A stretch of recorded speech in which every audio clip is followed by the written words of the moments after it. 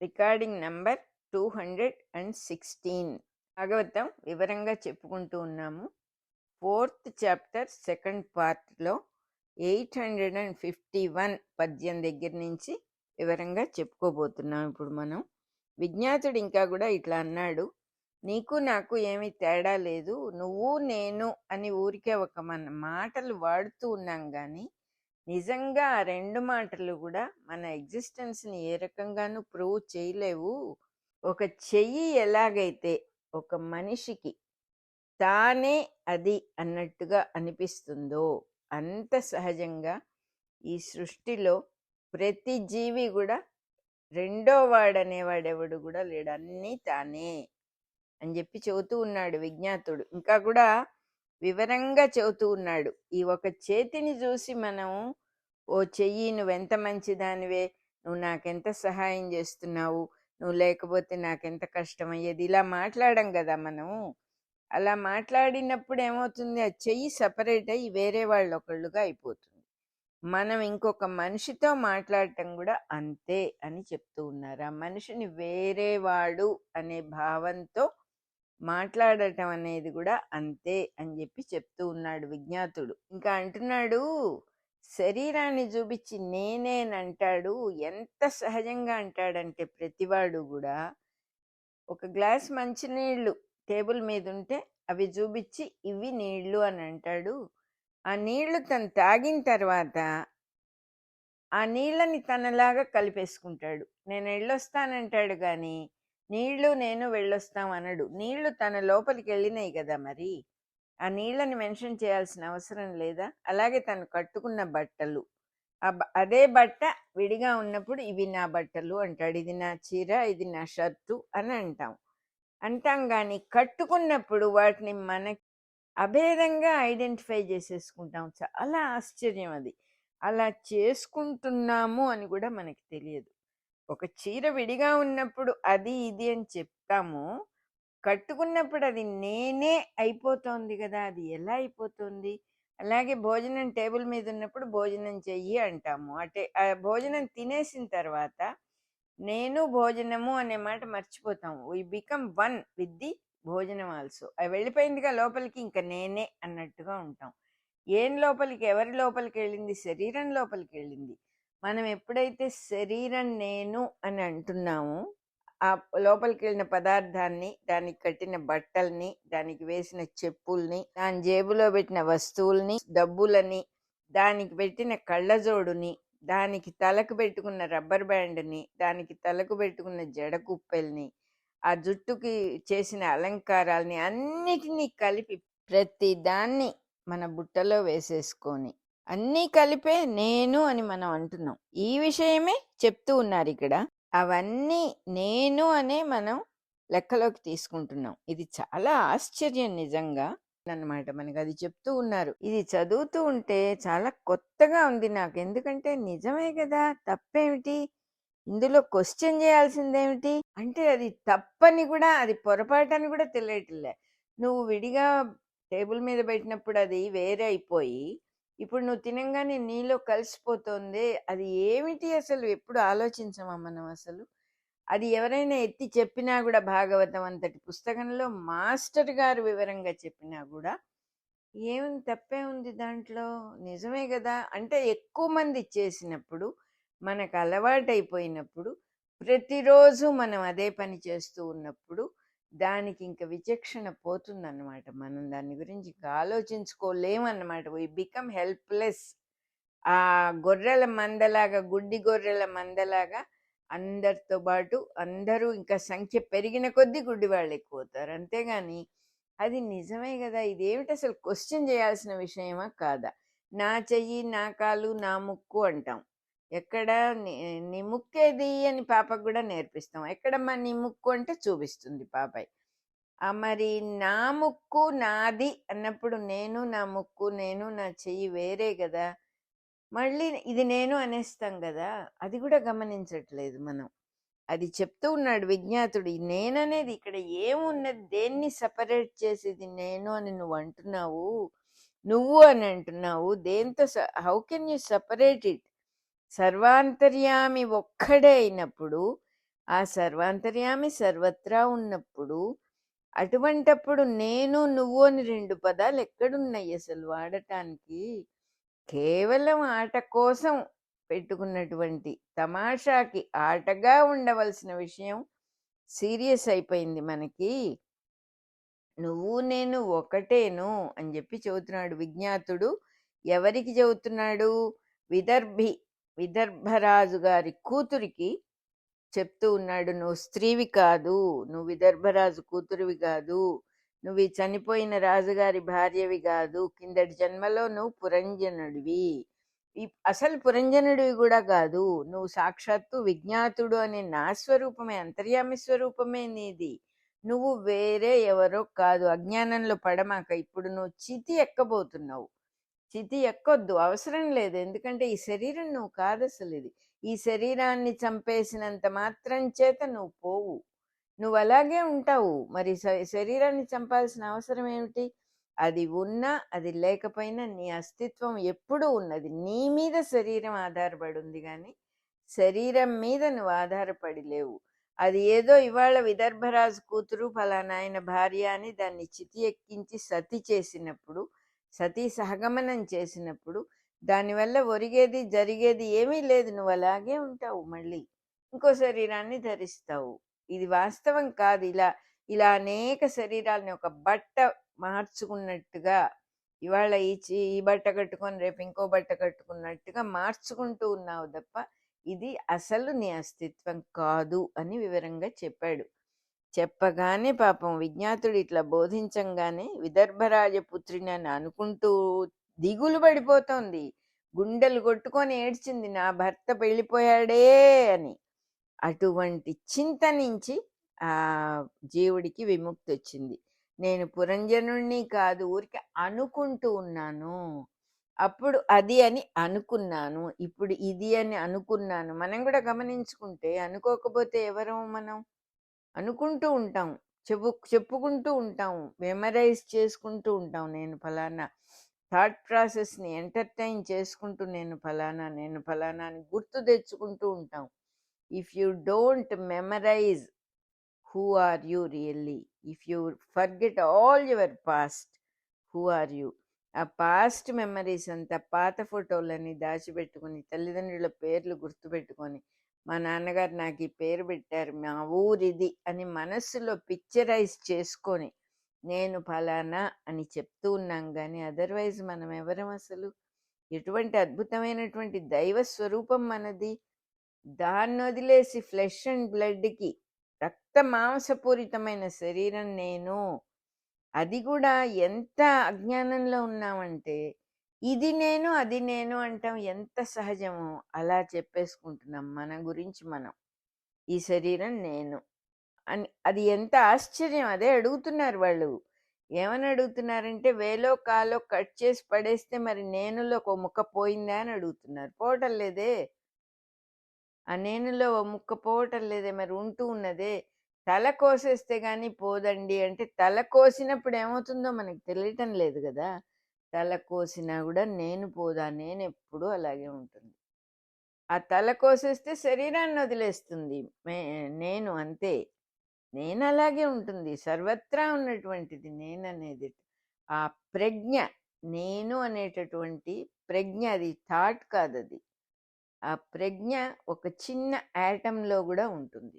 నేను అనే స్పందన తప్పకుండా ఉంటుంది, అది సర్వత్రా ఉన్నది. అది అప్పుడప్పుడు ఒక శరీరాన్ని ధరించొచ్చుగాక, ఏమీ పర్వాలేదు, దానివల్ల ఇది అదే అని ఎస్టాబ్లిష్ చేయక్కర్లేదు అని అనేక సార్లు అనేక మంది అనేక విధాలుగా చెప్పినా మనకెందుకు తెలియటం లేదంటే, మనం వేరే రకంగా బతకడం అలవాటు చేసుకున్నాం. కేవలం అలవాటు వల్లనే మనకు తెలియటం లేదు. గాలికి ఒక్కటే స్వరూపం, గాలిని ముక్కలు చేయలేం మనం. కానీ ఏం చేస్తున్నాం? పీల్చే గాలి, వదిలే గాలి అని దాన్ని రెండుగా విభజిస్తున్నాం. అదే చెప్తున్నారు ఇక్కడ క్లియర్గా. గాలిని రెండు ముక్కలు చేసి ఇది నిజమని నమ్మటం అజ్ఞానమే కదా. అద్దంలో కనపడే ప్రతిబింబాన్ని చూసి వేరే వ్యక్తి అనుకొని మాట్లాడితే ఎంత అన్యాచురలో, ఇది కూడా అంతే. ఇంకొక శరీరాన్ని చూసి వాడు వేరేవాడు నేనిది అని బై ఫిజికల్ ఎపియరెన్స్ పెట్టుకొని వేరే వేరేగా ఉన్నాము అని అనుకోవటం అంతే అజ్ఞానము అని ఈ కథంతా కూడా నారదుడు ప్రాచీన బర్హితో చెప్తూ ఉన్నాడు అనమాట. ఈ పురంజనుడి కథ. పురంజనుడు చనిపోయిన తర్వాత మళ్ళీ పుట్టటము, విజ్ఞాతుడు అనే స్నేహితుడు ఉండటం, ఆ విజ్ఞాతుడి దీనివల్ల సాహచర్యం వల్ల స్నేహం వల్ల ఆ విదర్భరాజు గారి కూతురు విషయం అంతా అర్థం చేసుకొని తను స్త్రీని కాదు అని గ్రహించి నవ్వుకుందిట. నవ్వుకుని మళ్ళీ ఒక హంసగా వ్యవహరించింది. హంస అంటే ఒక ప్రజ్ఞ, ఒక గాలి, ప్రాణశక్తి అయినటువంటి ఒక హంస అనేటటువంటి నిశ్వాసము అని చెప్పాలి. ఉచ్ఛ్వాసము నిశ్వాసము రెండు జంట హంసలుగా మళ్ళీ హంసగా తను కూడా ఒక హంసేమో విజ్ఞాతుడు, రెండో హంసేమో జీవుడు, జంట హంసలుగా వ్యవహరించాడు.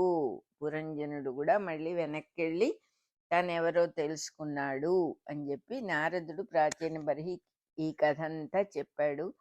ఇందులో నీకు ఉపదేశించిన రహస్యం ఏమిటంటే నాయనా ప్రాచీన బర్హి, ఆధ్యాత్మ విద్య అని అంటారు దీన్ని, ఆత్మ విద్య అని అంటారు. ఆత్మ అంటే తను ఏ జీవికైనా తనకు సంబంధించిన విద్య ఇది. ఇది యథార్థ స్థితి, ఇది యథార్థము అంటే పరమ సత్యము. అందుకని దీన్ని తత్వ విద్య అని కూడా అంటారు. సులభంగా అర్థం కావాలి కాబట్టి నేను ఒక కథగా చెప్పాను. ఎందుకంటే సృష్టి అంతా కథలు కథలుగానే నడుస్తుంది కాబట్టి నేను దీన్ని ఒక కథగా చెప్పాను అని చెప్పాడు. చెప్పంగానే నారదుడి మాటలు విని ప్రాచీన బర్హి ఇట్లా అన్నాడు, నీ మాటలు తెలిసిన వాళ్లకు మాత్రం చక్కగా అర్థమవుతాయి, కానీ తెలియని స్థితిలో మేము బయట ప్రపంచంలో పండ్ల మీద వ్యామోహంతో శరీరం ఉన్నదని కూడా గ్రహించుకోకుండా పరుగులు పెడుతూ అనేక పనులు చేస్తూ ఉండే మాకు అర్థం కాదు ఈ విషయం. నువ్వు ఇంత వివరంగా చెప్పినా కూడా తెలియని స్థితిలో పనులలో ఇరుక్కుపోయిన వాళ్ళకి ఇది అర్థం కాదు అని మన కోసం అడుగుతూ ఉన్నాడు. ఇంకా కాబట్టి ఇంకా కూడా వివరంగా చెప్పు నారదా అని అడిగాడు. అడిగితే నారదుడు ఇట్లా చెప్పాడు, దేహమే జీవికి పురము. పురంజనుడు అన్నారు కదా, శరీరంలో దూరాడు. ఎలాగంటే ఒక ఇంట్లో మనం అద్దెకో లేకపోతే కొనుక్కోవటమో చేసి ప్రవేశిస్తాం కదా ఒక ఇంట్లో, అదే విధంగా ఆ ఇంట్లో మనిషి ఒక జీవుడు చేరినట్టుగా శరీరం అనే పురంలో మొట్టమొదట చేరాలి. అనేక శరీరాలన్నీ కూడా చూసుకుంటూ సృష్టి పరిణామంలో ఎవల్యూషన్లో జీవుడు తనకి సుఖంగా ఉండే శరీరం కావాలి అని విపరీతంగా ఈ శరీరంలో ఆ శరీరంలో చెట్టుగా పుట్టి చూశాడు, పక్షిగా పుట్టి చూశాడు, జంతువుగా పుట్టి చూశాడు, 3 కొమ్మలుగా ఉండే చెట్లుగా అయ్యాడు, కొబ్బరికాయ లాంటి విత్తనాలుగా ఉండే చెట్లుగా మారాడు, 4 పాదాలున్న పశువులుగా మారాడు, 6 పాదాలున్న తేళ్లలాగా మారాడు, జర్రుల్లాగా మారాడు. ఆ జర్రులకు ఇంకా ఎన్నో పాదాలు ఉంటాయి. కొన్ని అసలు పాదాలే లేకుండా పాములు జలగలు అలా మారాడు. ఎన్ని రూపాల్లో దూరి చూసినా సుఖంగా లేదుట జీవుడికి. అంటే ఒక లిమిటేషన్ ఎక్కువైపోతుంది ఆ శరీరం వల్ల. చూసుకుంటూ చూసుకుంటూ చూసుకుంటూ ఫైనల్గా ఎక్కడికి వచ్చాడంటే మనిషి శరీరంలోకి వచ్చాడు. 9 ద్వారాల పురము అన్నారు. 9 హోల్స్ ఉంటాయి కదా శరీరంలో, కళ్ళు, ముక్కులు, చెవులు మొదలైనవన్నీ. ఆ 9 ద్వారపురంలో, నవద్వారపురంలో బాగుంది. ఇక్కడ అన్నీ అనుకూలంగా ఉంది. నాలిక ఉన్నది, మంచి రుచులు చూడొచ్చు, స్పర్శ తెలుస్తోంది, మెత్తని స్పర్శ, చలిగా ఉన్నప్పుడు వెచ్చని స్పర్శ, వెచ్చగా ఉన్నప్పుడు చల్లని స్పర్శ. ఓహోహో ఇదేదో బాగుంది అనుకొని అక్కడ చేరాడు. ఈ దేహాల్లో అనేక దేహాల్లో ఉండి ఉండి ఉండి ఉండి ఎప్పుడైతే ఇక్కడికి మనిషి శరీరంలోకి వచ్చాడో అది బాగా పాతుకుపోయాడు అక్కడ. ఆ పాతుకుపోయి ఇహ దైవ ప్రజ్ఞ మనిషిగా వచ్చిన తర్వాత కూడా ఫ్రెండ్లీగానే ఉంది, ఫ్రెండ్గానే ఉంది, విజ్ఞాతుడుగానే ఉన్నాడు. కానీ ఈ నవద్వారపురాలు పురంలో చేరంగానే ఇంకా బాగా ఆ సంబంధ బాంధవ్యాలన్నీ ఎక్కువైపోయి తను తానే ఈ శరీరము, అలాంటి ఇంకొక శరీరం భార్య, అట్లా ఇంకా మిగతా అనేక శరీరాలు పిల్లలు, ఆ రకంగా ఒక బంధుత్వాలు, ఒక బ్రహ్మాండమైనటువంటి సంసార బంధం ఏర్పడిపోయి త్రిగుణాత్మకమైన ప్రకృతే వికృతులుగా ఏర్పడిపోయింది అంటున్నారు. ప్రకృతి వికృతులుగా ఏర్పడటం అంటే ఏమిటి అసలు? ప్రకృతి అంటే చెట్టుకి ఉండే కొయ్య అనేది, వుడ్ అనేది ప్రకృతి. దానితో బల్లలు కుర్చీలు చేసినప్పుడు దాని ఆకారం మారిపోయింది కాబట్టి దాన్ని వికృతి అంటారు. అయినా కూడా వాటికి వేరే వేరే పేర్లు పెట్టి ప్రతి వస్తువు విడిగా తయారు చేయటం, ఒరిజినాలిటీలో నుంచి తీసి విడిగా తయారు చేయటం, దానికి ఒక పేరు పెట్టడం, అంటే నామము రూపము అనేవి విపరీతమైన అసంఖ్యాకంగా అయిపోయినాయి. ఒక మట్టిని తీసుకెళ్ళి కుండలు, కూజాలు, బొమ్మలు రకరకాలు తయారు చేసి వాటిన్నిటికీ విడివిడిగా కూజ, కుండ, ముంత, చట్టి అనేక పేర్లు పెట్టేసి వాటిని విడివిడిగా చేసేసింది. ప్రకృతిలో సృష్టి పెరిగిపోయిందనమాట. విడివిడిగా ఉండేటటువంటి సృష్టి పెరిగిపోయింది. బంగారపు ముద్ద లాంటిది ప్రకృతి, వెండి ముద్ద లాంటిది. ఆ వెండి ముద్దలోంచి, బంగారపు ముద్దలో నుంచి అనేక బొమ్మలు తయారు చేయటమే వికృతి అన్నమాట.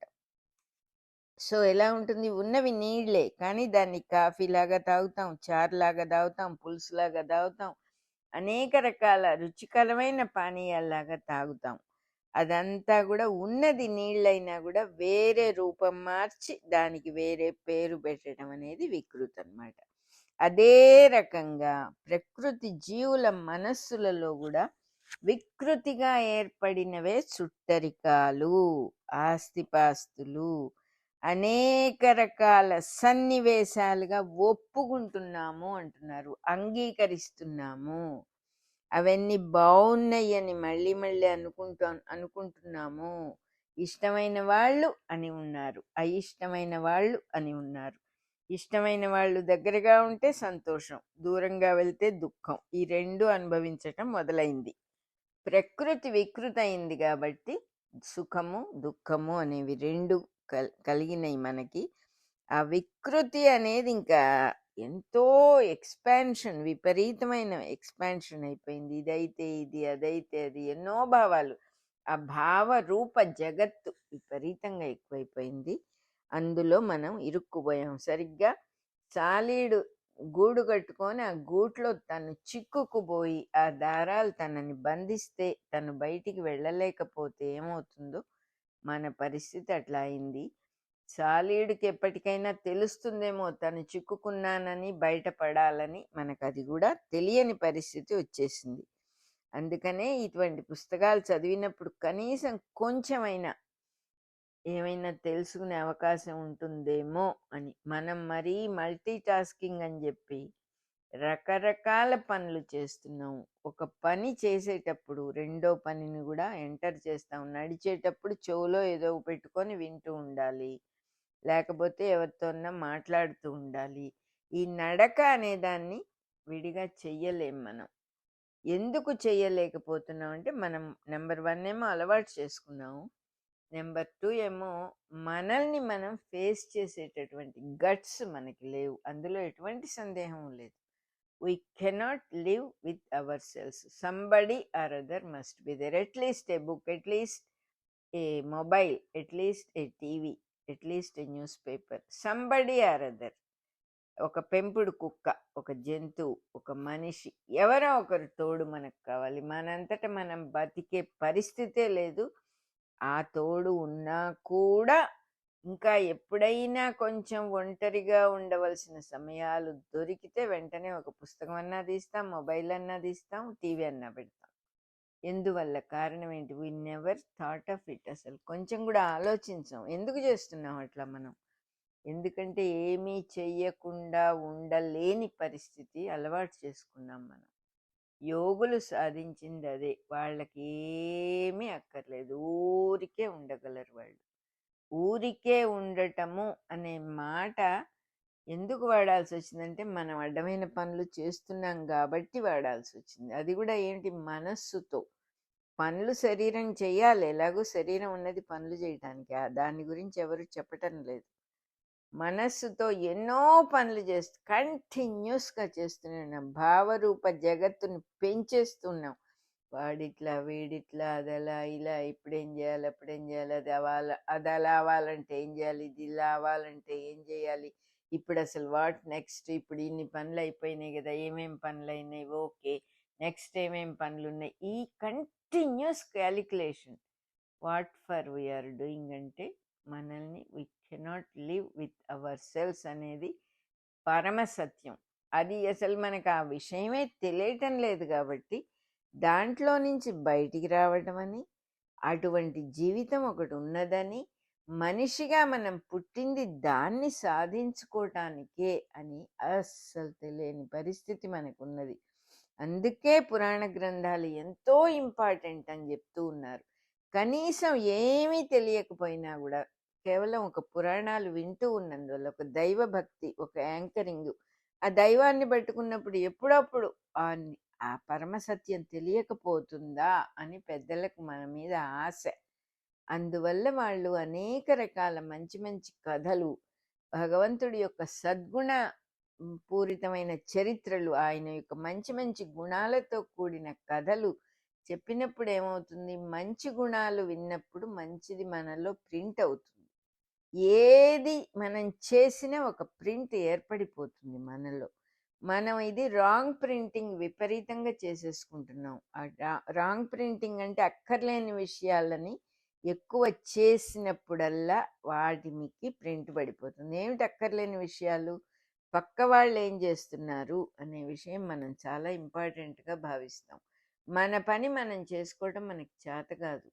మన పని చేస్తూ ఉన్నా కూడా మన ఇంట్లో ఇంకొకళ్ళు ఏం చేస్తున్నారు, నా కొడుకు ఏం చేస్తున్నాడు, నా కూతురు ఏం చేస్తుంది, నా తమ్ముడు ఏం చేస్తున్నాడు, నా ఫ్రెండ్ ఏం చేస్తున్నాడు, ఆ గదిలో ఇంకొక మనిషి ఉన్నాడా మన దృష్టిలోంచి తప్పించుకోలేడు. ఎందుకు? What for? నీ పని మీద నువ్వు కాన్సన్ట్రేట్ చేసుకోలేవా? అవతల ఎవరికైనా అటెండ్ అవ్వాలంటే అవ్వచ్చు, తప్పులేదు.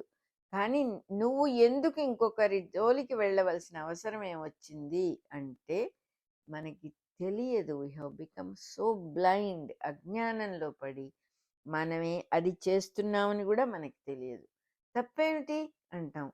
తప్పులు ఒప్పులు ఎవ్వరూ చెప్పరు ఇక్కడ. తప్పే ఉంది, తప్పు ఏమీ లేదు. ఏం చేసినా తప్పులేదు. ఎవ్వరు జడ్జిమెంట్ చేసి కరుడా పెట్టి కొట్టేవాళ్ళు ఎవ్వరు లేరు మనల్ని ఇక్కడ.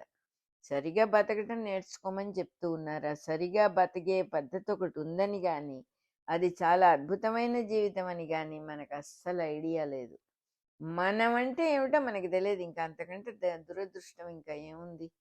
మనల్ని మనం గమనించుకునే శక్తి ఒక్క 5 నిమిషాలు మనం ఏ యాక్టివిటీ బయట చేసేవన్నీ ఆపేసి ఏ ఆలోచన లేకుండా ఉండటం తెలిస్తే అప్పుడు ఆ రుచి ఏమిటో మనకు అర్థమవుతుంది. అది మహాశక్తివంతమైనటువంటి అద్భుతమైనటువంటి చైతన్య శక్తి మన స్వరూపం. దాన్ని మనం టచ్ చేయటానికి కూడా మనకు భయం. అందుకని దాని నుంచి మనం పారిపోతూ ఉన్నాం. We are running away. టీవీలో కన్నా పారిపోతాం, మొబైల్లో కన్నా పారిపోతాం, లేకపోతే ఒక మనిషిని ఎవడో ఒకడిని ఎదురుకుండా పెట్టి వాడికి ఒక పేరు, వాడికి ఒక రూపము కల్పించుకున్నాం కదా, వాడిని పెట్టుకొని వాడితో ఏదో కబుర్లలో పడిపోతే హాయిగా ఉంటుంది. అమ్మయ్య, ఫ్రెండ్తో కలిసి నడిచొచ్చాను. నాకు నడవడానికి కూడా ఒక కంపెనీ కావాలండి, ఇంకో మనిషి కావాలి. ఎందుకంటే you want to escape from your self. ఎన్నాళ్ళు పారిపోతాము? పారిపోలేకపోతున్నాం. మన సమస్య, అసలు సమస్య అది. అది తెలియక వేరే వేరే ఆ సమస్య అండి, ఈ సమస్య అండి, వారండి వీరండి అంటాం. అవన్నీ కారణం కాదు. నిన్ను నువ్వు తప్పించుకొని తిరుగుతున్నావు కాబట్టి, మనల్ని మనం తప్పించుకుంటున్నాం కాబట్టి ఈ పై చుట్టూతంతా ఒక భూతాకారంగా అయిపోయింది మనకి. ఎప్పుడు ఎవడికి ఏమవుతుందో తెలియదు. ఇది నేను అని ఒక పురాన్ని పట్టు కూర్చున్నాడు జీవుడు, పురంజనుడు. ఆ జీవుడు పట్టుకున్నప్పుడు ఆ పురానికి ఏమవుతుందో అని భయం. ఆ పురాన్ని కాపాడుకోవటం కోసమని ఇంకా ఎన్ని పురాలనైనా ధ్వంసం చేస్తాడు వాడు. ఏమిటి ఈ జీవితం? ఎందుకు చేస్తున్నాం ఇట్లా? అసలు నేను ఈ పురం ఏమిటి? ఈ శరీరం ఏమిటి? ఇది ముట్టుకుంటే కాస్త ఏదైనా చిన్న దెబ్బ తగిలితే రక్తం కారుతుందే, ఇది నా శరీరం ఏంటి? కంపు కొడుతుందే, అసలు కత్తిరిస్తే పడిపోతుందే ముక్క. ఏమిటి ఇది? నేనేమిటి? ఇది నా స్వరూపం ఇంత ఇంత భయంకరమైన, అంటే ఇంత చంచలమైనటువంటి అశాశ్వతమైన రూపం అన్నది. ఇది ఒక గొప్ప సృష్ట. ఇది ఏంటో చాలా గొప్పగా చెప్తూ ఉన్నారే. మనిషి జన్మ రావటం చాలా గొప్ప విషయం అని చెప్తూ ఉన్నారు. ఏమిటది? ఈ మనిషి జన్మ అంటే ఏమిటి? అసలు ఏం చేస్తున్నాం? ఎవ్వరికీ తెలియదు. Complete darkness.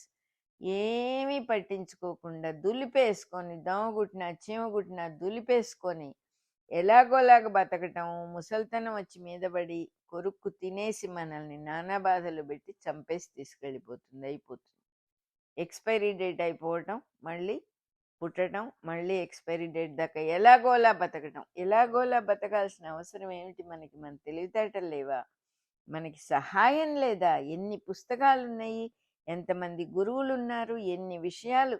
ఒక చెట్టు పుట్టా చూసినా మనకి ఎన్నో విషయాలు అర్థమవుతాయి. ఎక్కడ మన దృష్టి పడకుండా, ఏ విషయాల మీద శ్రద్ధగా పరిశీలన లేకుండా ఎలాగోలా పైపైన సర్ఫేస్లో బతికేస్తూ జీవితాల్ని అర్థం పర్థం లేకుండా లాగుతూ ఉన్నాం. నిజంగా చెప్పాలంటే వాస్తవం అది.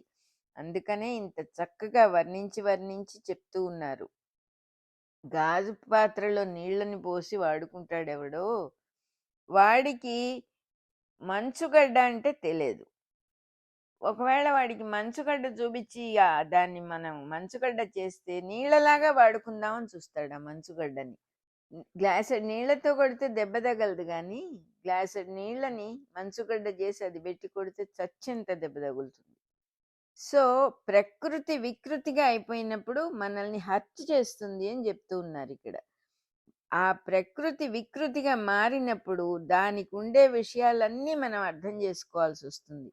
అదే రకంగా ప్రకృతిగా ఉన్న బంధుత్వాల్ని చుట్టరికాలుగా చేసుకొని, వికృతులుగా చేసుకొని, డబ్బుని వికృతిగా చేసుకొని, ప్రకృతి ధర్మాల్ని మర్చిపోయినప్పుడు దెబ్బలు తగులుతాయి అంటున్నారు. మనకి ఎన్ని కష్టాలు ఉన్నాయి.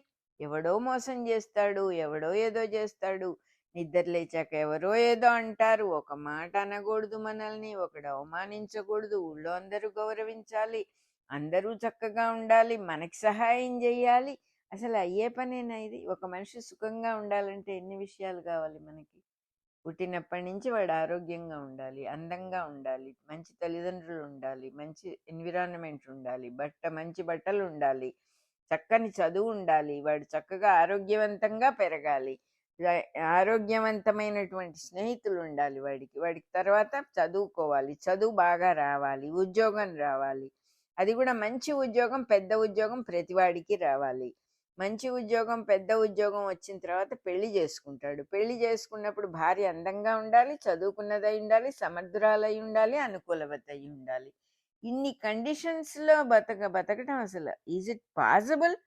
ఇంకా మన దైవం ఏదో కొంచెం జాగ్రత్తగా చూస్తున్నాడు కాబట్టి ఇంత మాత్రంగా ఉన్నాం, కానీ ఎన్ని కండిషన్స్ ఫుల్ఫిల్ అయితే మనకు ఆనందం వస్తుంది? అంతా ఈ పెళ్ళయిన తర్వాత భార్యకో భర్తకో కొంచెం చిరాకు ఎక్కువైతే, మా ఆయన కోపం అండి, మా ఆవిడ కోపం అండి, అదో పెద్ద సమస్య.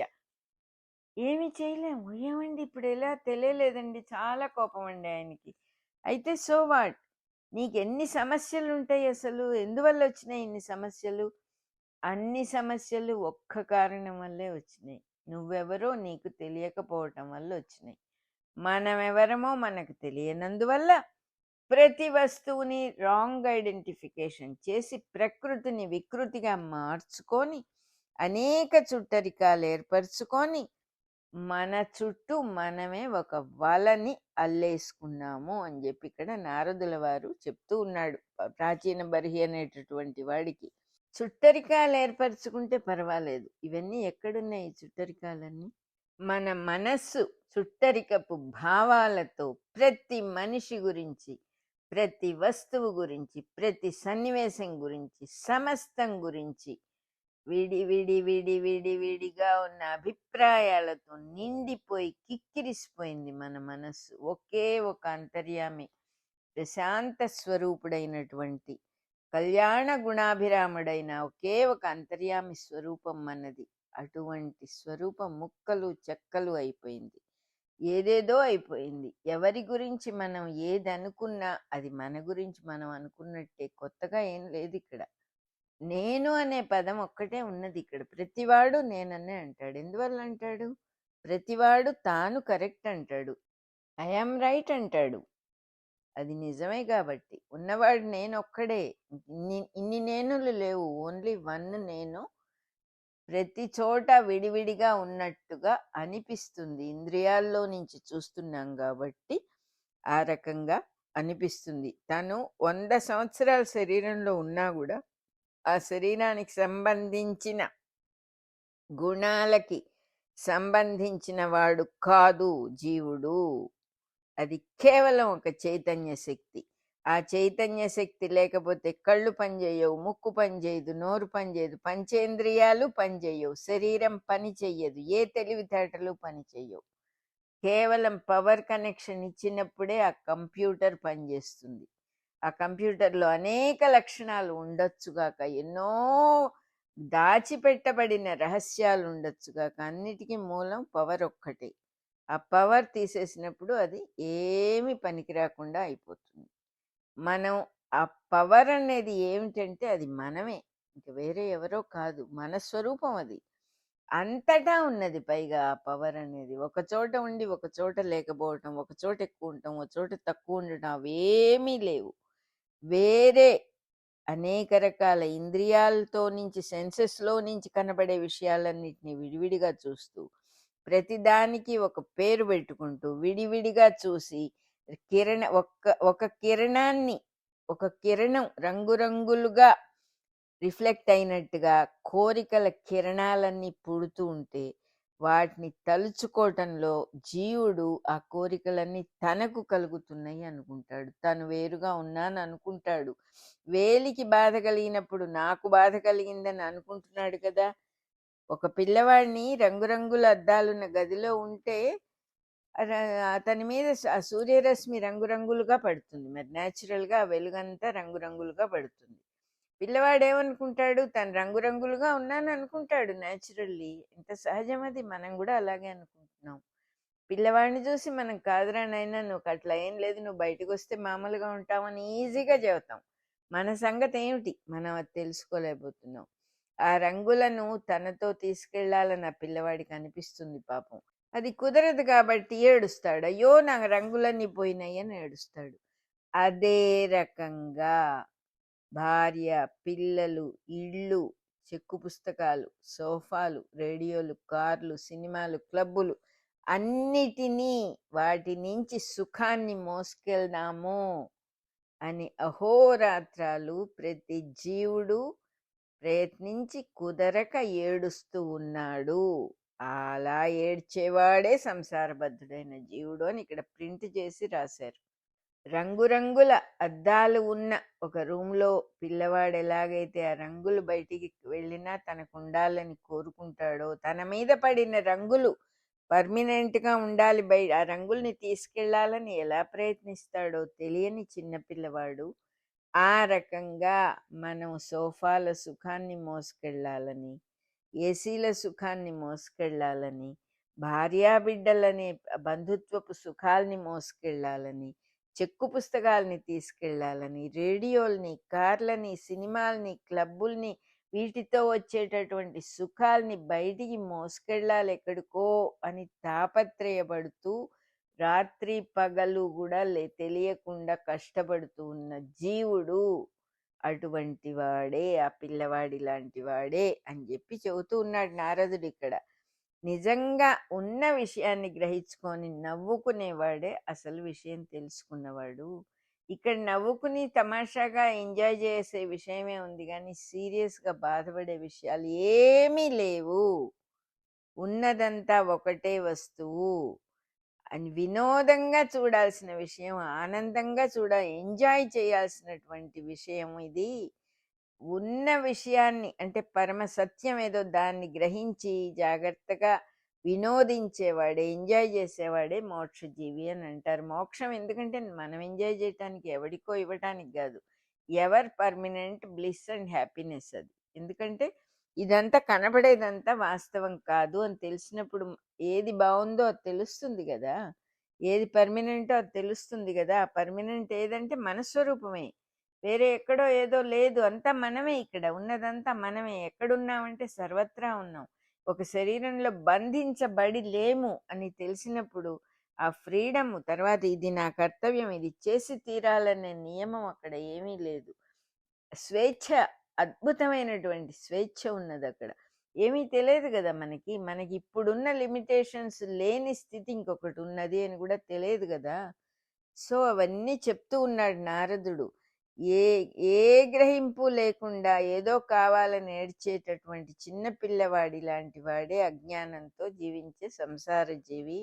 నా పిల్లలు, నా భార్య, నా ఇల్లు, నా భర్త, నా ఇది, నాది, అది, ఇది అని తాపత్రయపడుతూ ఏ చిన్న వస్తువు పోయినా దాని గురించి బాధపడి దాన్ని ఎలాగోలా మళ్ళీ వెనక్కి సంపాదించుకోవాలనేటటువంటి ఎంతో నిష్ఫలమైన ప్రయత్నం చేస్తూ ఉండేవాడే సంసార జీవి.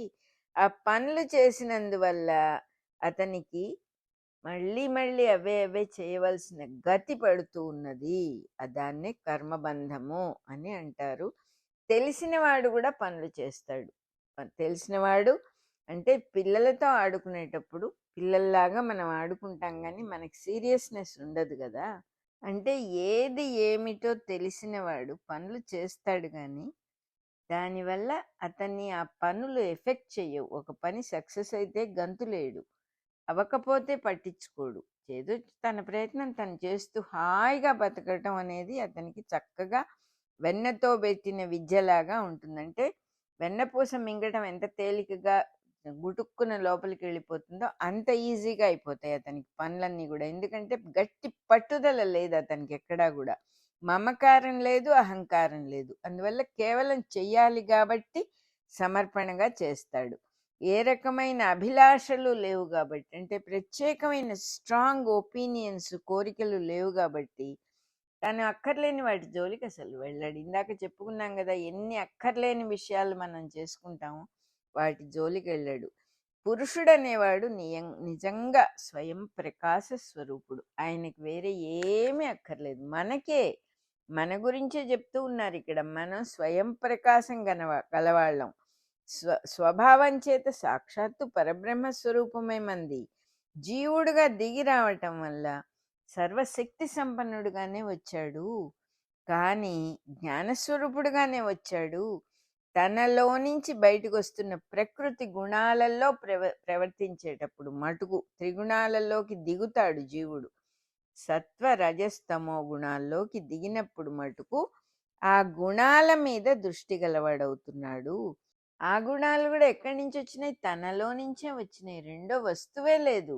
రికార్డింగ్ నంబర్ 216లో ఫస్ట్ పార్ట్ అయిపోయింది. 4th చాప్టర్ సెకండ్ పార్ట్లో 851 పద్యం దగ్గర నుంచి మనం ఇప్పుడు 857 పద్యం దాకా చెప్పుకున్నాము. మళ్ళీ చెప్పుకుందాం.